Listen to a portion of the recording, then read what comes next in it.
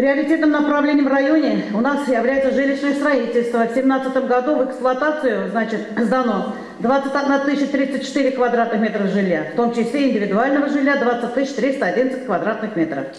Урта Камышлы ауыл җирлеге халкы җыенда гадәттәгечә актив булды. Район башлыгы вазифаларын башкаручы Флора Нугманова чыгышын хуплап кабул иттеләр. Ауыл җирлеге башлыгының анализлы докладында игътибарлап тыңладылар. На территории расположено 6 населенных пунктов с населением 1501 человек, что на 17 человек меньше по сравнению с прошлым годом.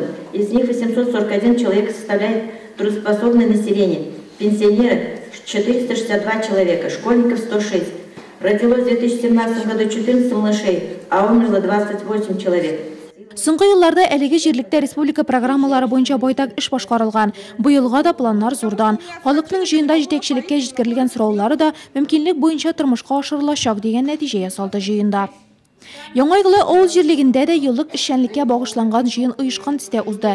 Тәкъдимнәр, фикерләр тыңланды. Беренче чиратта хәл ителергә тиешле вакыт һәм финанслар таләп ителүче проблемалар аерым игътибарга алынды. Республика программалары әйбәт, үзара салым средстволарының исә җирлек проблемаларын хәл итүдә кулайлыгы бәян ителде.